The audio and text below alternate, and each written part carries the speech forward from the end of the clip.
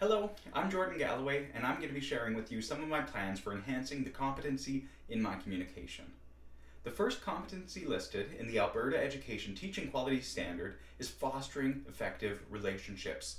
Effective communication is essential in this endeavor. There's no magic word I can say to increase the effectiveness of my communication, and it's not something I can do just once. Manifesting competent communication, like fostering these relationships, is an ongoing process. In short, if I want it to happen, I need to take action. Communication competence can be defined as the ability to maintain a relationship on terms acceptable to all parties. On the same page of the same textbook from which I pulled that quote, there is a title that states a simple fact. There is no ideal way to communicate. Now, this is a really great textbook, so I'm just going to keep pulling quality information from it. Communication competency is situational. It is relational, and it can be learned. I'm going to say that again. Communication competency is situational. It is relational, and it can be learned. Competency is situational. Again, there's no ideal way to communicate, and I'm going to use different communication strategies in different situations. I'm going to communicate differently with a 5-year-old who's taken their crayons and drawn all over their desk than with a teenager who is spray painting the windshield of the principal's car. Competency is relational. The relationships I have with people is going to affect the way I communicate with them. I communicate differently with my wife than with my parents, siblings, friends, or colleagues. Communication competency can be learned. This is important. Communication is a set of skills. Like anything else, it can be learned. There are strategies that I can learn and implement to enhance my communication. If we get more specific and start talking about culturally competent communication and responsivity, things get a bit more complicated. Different cultures might have different views of what is considered competent. Behavior that seems normal in one part of the world may be completely inappropriate in a different country. An example of this is how in Canada I can take my pointer and my thumb and I can make a symbol like this, gesturing that something is okay. If I do the same gesture in France or Belgium, it can equate to calling somebody worthless. The TQS lists honoring cultural diversity and promoting intercultural awareness as an indicator of the competency in the area of fostering effective relationships. As Canada is rampantly multicultural, teachers in Canada need to be committed to seeing the world through the eyes of these different cultures by adopting a multicultural lens. This can allow us to more mindfully predict the perspectives of people from different cultural backgrounds. As a teacher, I always want to strive for effective communication, no matter the relationship, be it with students, parents, colleagues, or members of the community. If I want my best shot at effective communication, I need to be vigilantly empathetic to and mindful of the perspectives of others. Different cultures may resolve conflict differently, make decisions differently, they may operate differently in groups, their nonverbal communication may look different than in other cultures. There are many factors that influence anybody's communication. We can also take into consideration the impact that one's culture has on their own identity. Not all people are affected by their cultural background to the same extent.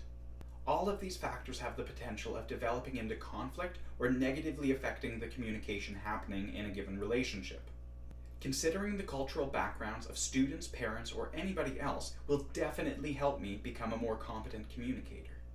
If I want to maximize the effectiveness of my communication, I will need specific strategies to make that happen.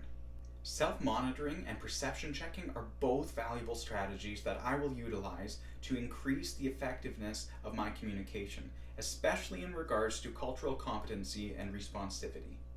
Self-monitoring is the process of me paying attention to my own behavior and altering my behavior based off of these observations. I'm often more critical about the behavior of others than of my own behavior. Self-monitoring can help me check myself before I wreck myself.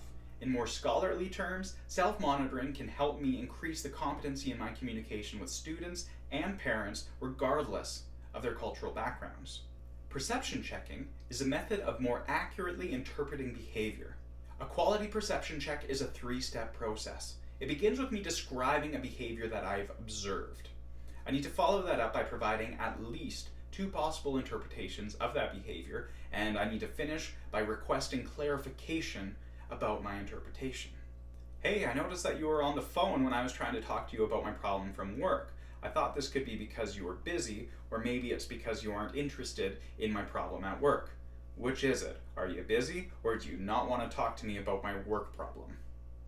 Self-monitoring and perception checking are important communication tools that can be helpful in creating competency in any relationship.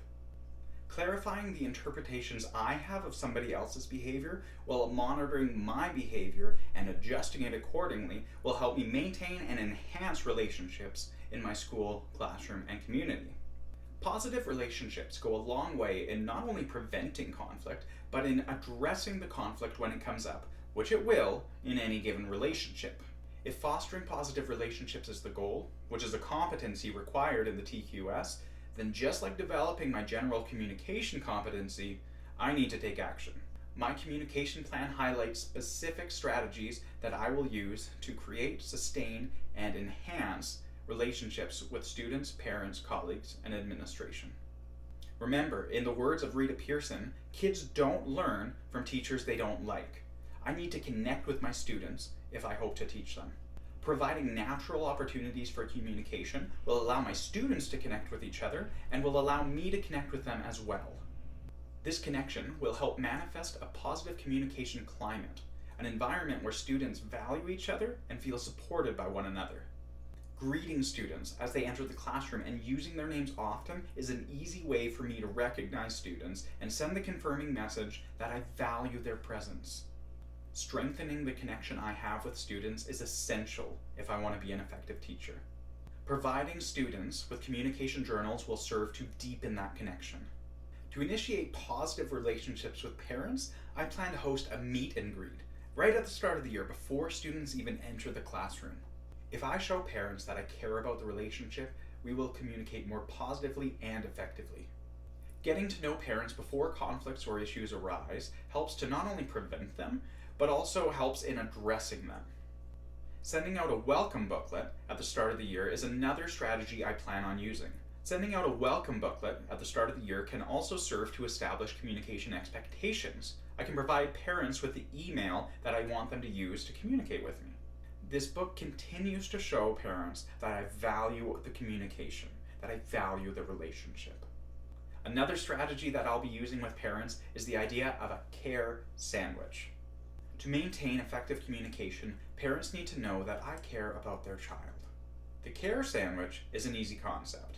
If I need to talk about a conflict or an issue, I start with something good, talk about the issue, and end with something good.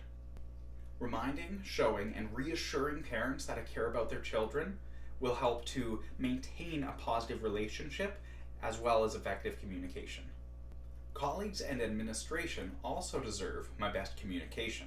Initiating relationships by letting them know that I value them as part of my team and want to hear their ideas serves to create a positive relationship that can later be strengthened.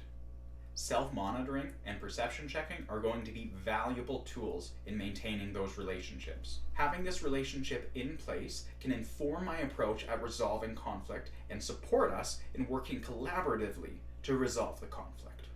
The act of listening and the intention of becoming a better listener will help me to better understand the perspectives of others, which is a crucial step in conflict prevention, conflict management, as well as collaboration. As with anybody who seeks to develop their communication competency, I have lots of work to do, especially regarding monitoring my own behavior and assessing the impact of my communication. That work cannot stop.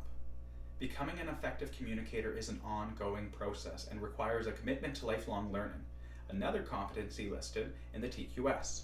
This commitment to becoming a better communicator will serve all my relationships as I further develop my competency. Again, my name is Jordan Galloway. Thanks for engaging in this video communication.